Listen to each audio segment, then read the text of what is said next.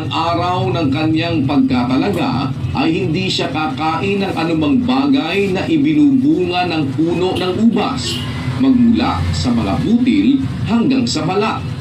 Sa lahat ng araw ng kanyang pagkatalaga ay walang pang-ahit na daraan sa ibabaw ng kanyang ulo, hanggang sa matupad ang mga araw na kanyang itinalaga sa Panginoon ay magpapakabanal siya. Kanyang pababayaang humaba ang buhok ng kanyang ulo. Ayon, pagka pala may panata, agaya ng Nazareo, kagaya ni Samson, itinalaga siya, kaya hindi siya nagpapaputol ng buhok. Bawal kasing magpaputol ng buhok ang may tanging panata ng Nazareo. Pero, hindi naman lahat dapat huwag magpaputol ng buhok. Pero pagdating po ng Panginoong Hesukristo, pagdating ni Apostol Pablo, nagkaroon ng pagbabago ang kautusan, kapatid. 7:12 ng Ebreo. Sapagkat nang palitan ang pagkasaserdote, ay kinailangang palitan naman ang kautusan. Yung pong pagpapalit ng kautusan, kuminsan yun ang hindi naintindihan na nagbabasa ng Biblia. Teka, sabi sa matandang tipang gano'n, sabi sa bagong tipang gano'n. Magkakontra. Kasi hindi naintindihan, nagpalit ng kautusan. Sa matandang tipan, bawal kumain ng baboy. Sa bagong tipan, sabi naman ni Panginoon at saka ng Panginoong Jesucristo, pwede nang kainin. Lahat ng nilalang ng Diyos mabuti, walang nararapat itakwin kung tinatanggap na may pagpapasalamat. Yun ang sabi ni Pablo, 4:4 ng unang Timoteo. Sapagkat ang bawat nilalang ng Diyos ay mabuti at walang anumang nararapat na itakwin kung tinatanggap na may pagpapasalamat. Wala namang dapat na itakwin mabuti kung tinatanggap na may pagpapasalamat. Mateka sa Israel, bawal ang baboy. Panahon ng Israelita yun, iba naman ang panahon ni Kristo Pagdating kay Kristo, anong sabi sa batas ni Moises? 13:39 ng gawa. At sa pamamagitan niya, ang bawat nananampalataya ay inaaring ganap sa lahat ng mga bagay. Nasa mga ito'y hindi kayo aariing ganap sa pamamagitan ng kautusan ni Moises. Kaya sa panahon Kristiyano, ang pagsampalataya kay Kristo, doon ka aariing ganap, doon ka maniligtas. Nasa mga Ethiopia, hindi kayo aariing ganap sa pagitan ng kautusan ni Moises. Bakit? Iba na ang panahon iniba na ang kautusan. Kautusan na ni Kristo ngayon, hindi na yung kautusan sa matandang tipan. Kaya ngayon, ang utos naman, ang babae dapat ay katuwalhatian sa kanya mahaba ang buhok. Ang lalaki naman mahalay sa kanya mahabang buhok.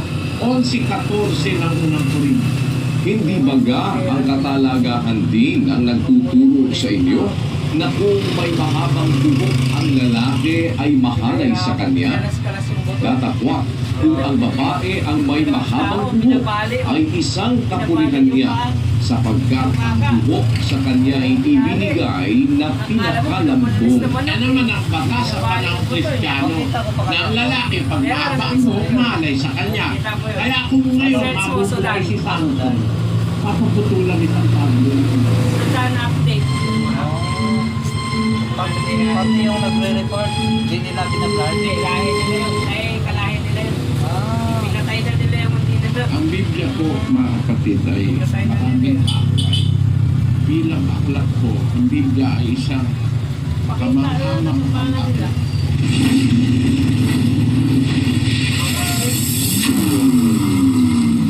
Para mga ISIS.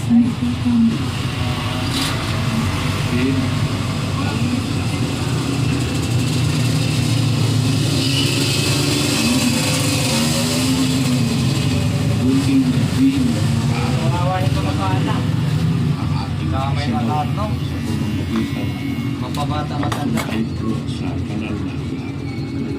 Ang Biblia po, mga kapatid, ay maraming kaaway. Huwag sanang magagalit ang sino man na gusto ko lang po kasing patunayan. Ang Biblia ay galing sa Diyos. Ito ang tanging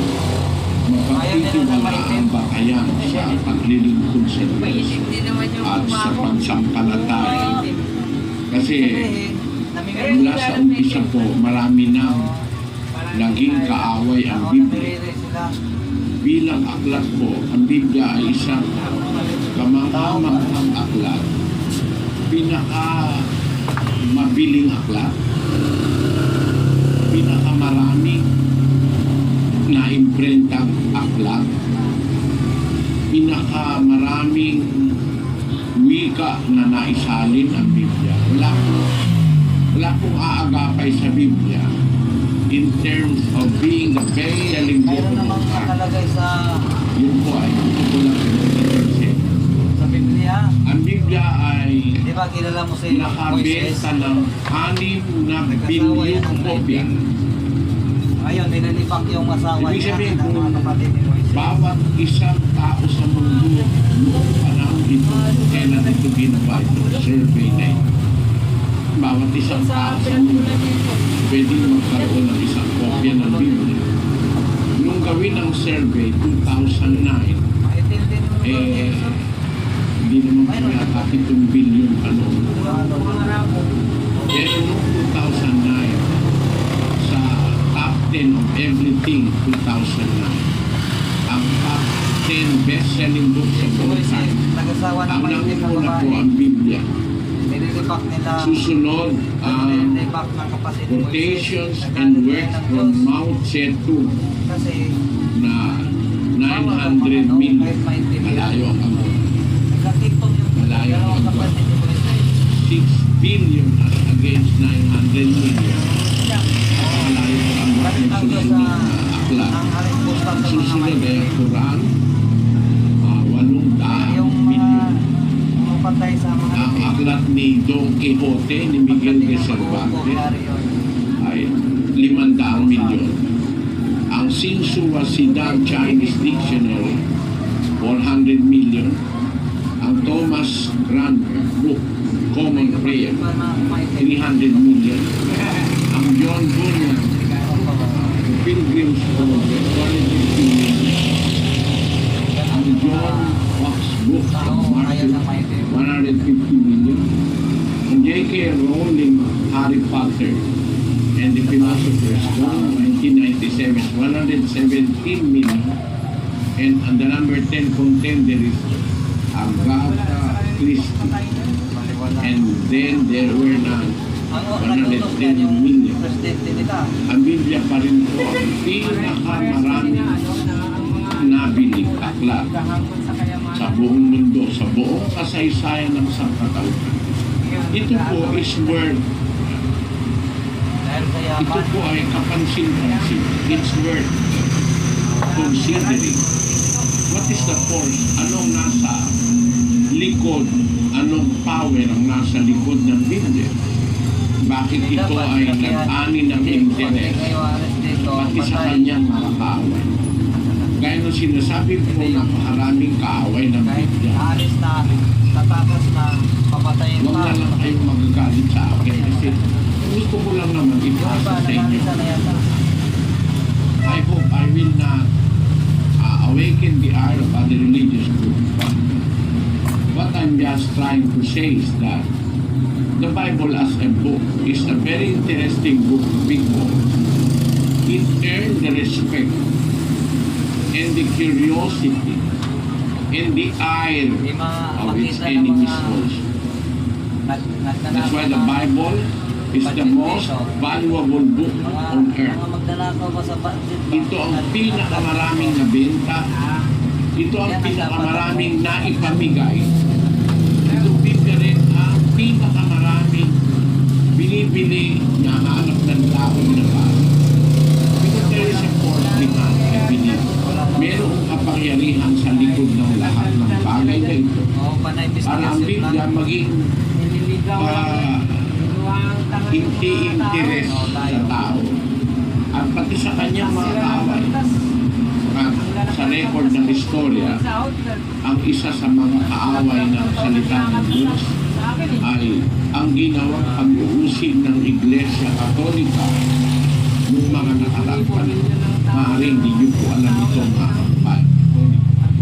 Pero ang Biblia ay ang magta-translate ng Biblia. Pati yung Biblia nga i-translate. Gusto ko lang basahin sa inyo ang ulat na narito sa Hades Bible Handbook sa page 1084. Basahin po natin. Kapatid na Biblia. The first true English Bible is